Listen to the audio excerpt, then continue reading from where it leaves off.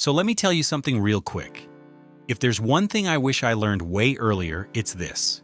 Your voice isn't just how you speak. It's how you lead. It's how you connect.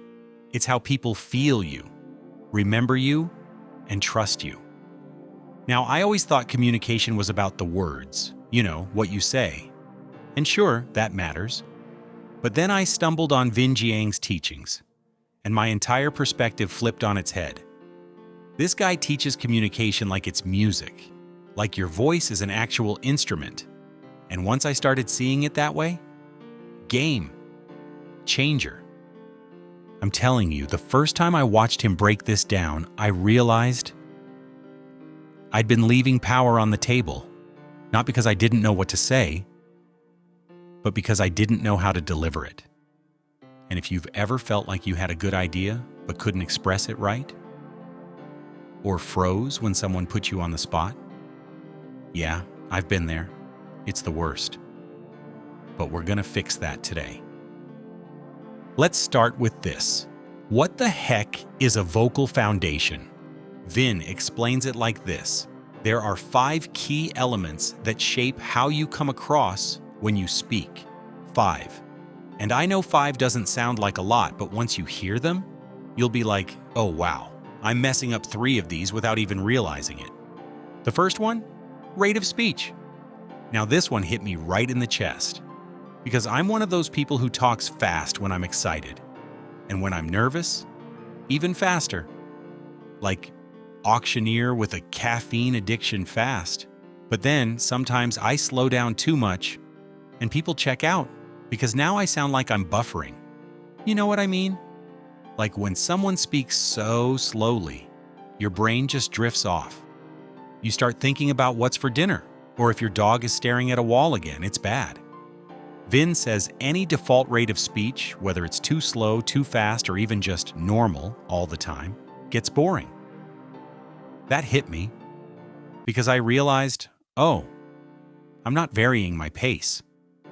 I'm talking like it's cruise control, and when you do that, people tune out. It's not about being dramatic, it's about being dynamic. Here's the rule Vinh gives that changed how I speak. If what you're saying is important, slow down. If it's not, speed up. Move through it. That's it.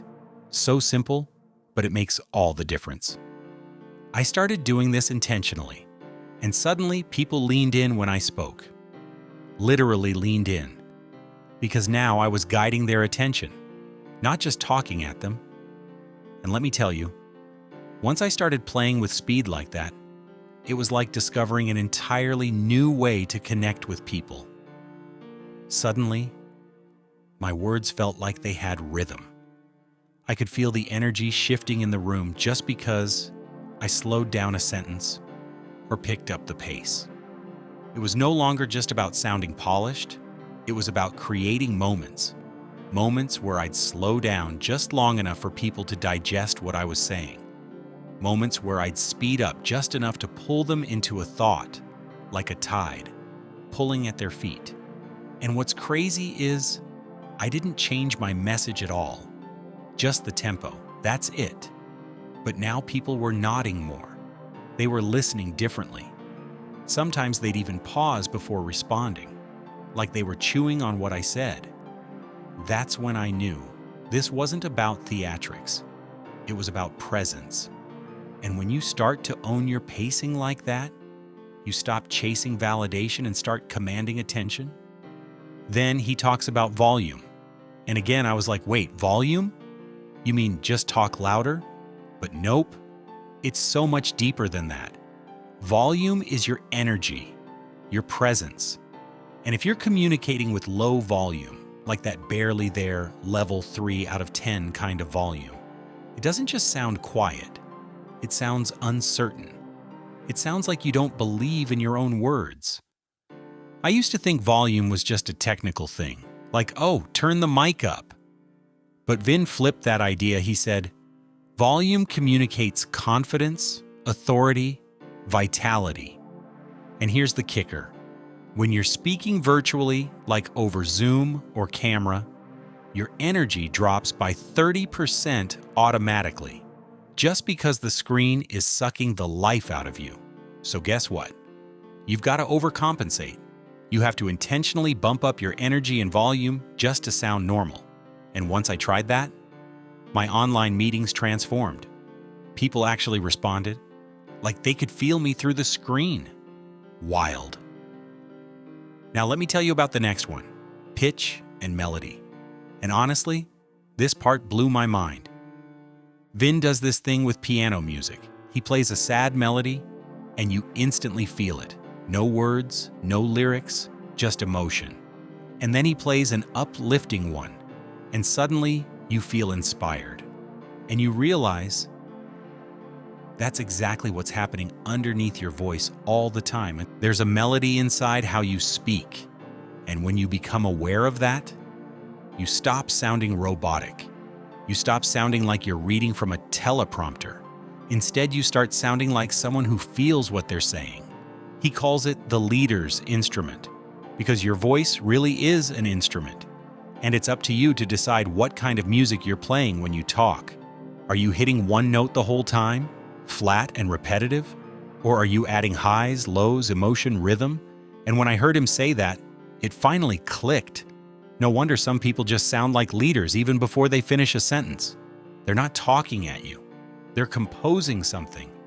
It's like they've tuned their voice to play a soundtrack that matches their message. And I started thinking, what does my voice sound like to other people? Is it warm? Is it heavy? Is it sharp and anxious, or calm and steady?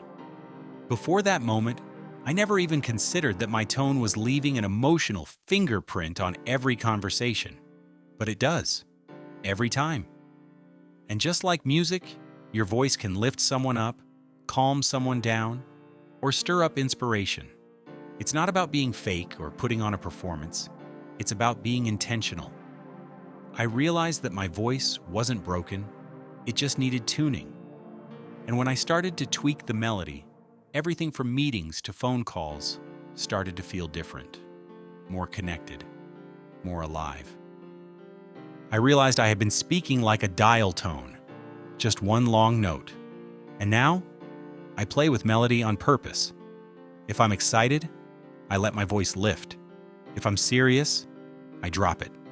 And it pulls people in, because now they don't just hear my words, they feel them.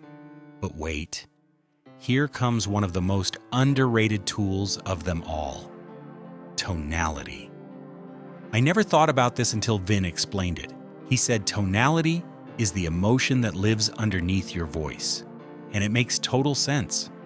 Think about it. If I smile and say, "I'm really proud of you," it sounds totally different than if I frown and say the same exact thing. My words didn't change, but the emotion did. And the secret weapon? It's your face. Your facial expressions are what inject emotion into your words. No expression, no emotion. You ever listen to someone talk and it just lands flat? Like there's no heart behind it? That's tonality gone missing. I started doing this thing before I say something important. I think about the emotion I want to send. Then I let my face feel it. And bam, my voice follows. If I want to show empathy, I let my eyebrows relax, soften my gaze, maybe even tilt my head slightly. It's subtle, but it changes everything. People start to trust you. They start to connect. It's like magic, but it's not. It's just awareness. And the more I practiced it, the more natural it felt. I stopped overthinking my words and started tuning into my expression instead. My conversations became less mechanical and more human. It was wild. Just a tiny shift in my eyes or a little curve in my lips would change how people received me. I remember once someone shared something painful with me, and instead of rushing to respond, I just softened my face, nodded slowly, and you could see it in their shoulders. They relaxed. They felt heard. That's the real power of tone. It doesn't just color your words, it carries your intention. And people don't remember every word you say, but they remember how you made them feel. That's the part that sticks. So now, whether I'm in a serious talk or just checking in with someone, I always ask myself, what do I want them to feel? And the answer becomes my emotional setting. It's not acting, it's alignment. It's me matching my voice to my heart. Now this last one, this one's my favorite, the pause. Let's be real for a second. Pausing feels terrifying, especially when you're nervous. It feels like dead air, like people are going to think you forgot what you were saying. But here's what Vin said that changed everything for me. The pause isn't dead air. It's mental oxygen. It's breathing room for you and your audience. When you pause, you give people time to process. And not just that, you also give yourself time to breathe, think, and speak with clarity. And here's the wild part. When you get comfortable with pausing, you naturally stop using filler words. All those ums and likes and you knows, they disappear. Because now you're not rushing to fill the silence. You own the silence. It's funny. What used to feel like awkward dead space now feels like control. Like I'm actually steering the moment instead of scrambling to keep it afloat. The first time I tried pausing on purpose, I was terrified. My brain screamed, "Say something, fill it." But then, I didn't. I just breathed. And guess what? No one ran away. No one judged me. In fact, the opposite happened. People leaned in. It gave them room to actually hear what I just said. And I started noticing something else too. My thoughts became clearer. My sentences sharper. Because now I was thinking between the words instead of during them. The pause gave my ideas space to land. And weirdly enough, it made me sound more confident, even when I wasn't feeling it. That's when I realized silence isn't awkward. It's powerful. It's presence. And when you own that space, people respect it. I remember doing this one presentation where I just let myself pause after the key points. And people came up to me after like, "Wow, that hit." It wasn't because I said something revolutionary. It was because I gave them time to actually hear it. Now listen, those 5 things: rate of speech, volume, pitch, melody, tonality, and pause, they're not tricks, they're foundations. This is what great communicators do, every single one of them.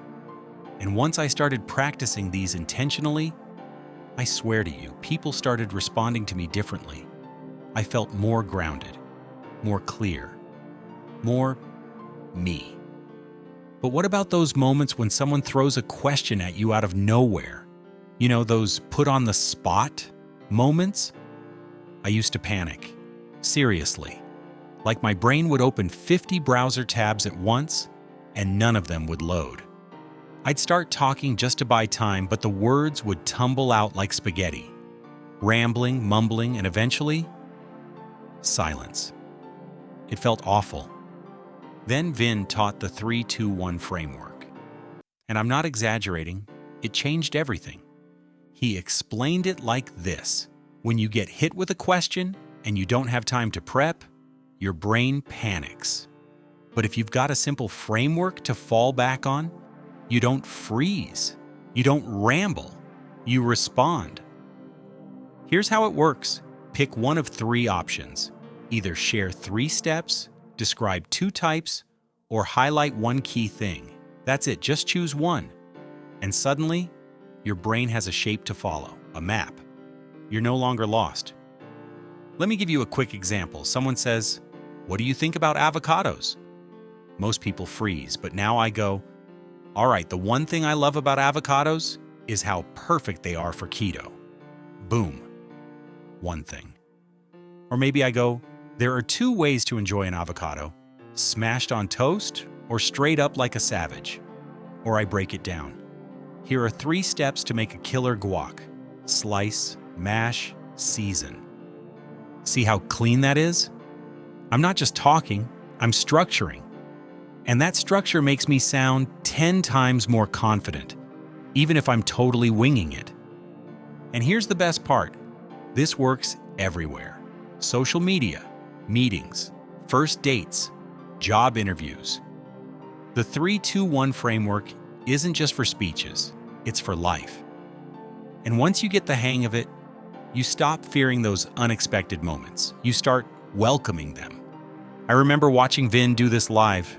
He gave a student a random topic, and she crushed it. She didn't hesitate. She leaned into the mic, hit her one thing, her 2 types, and her 3 steps. It was smooth, it was clear, it was confident. And the crazy part? She'd never used the framework before. That's how powerful it is. So when I look at everything I've learned from Vinh Giang, it all comes back to one big idea. Confidence is a skill, not a personality trait, not something you're born with, a skill. And like any skill, you can build it. You can strengthen it.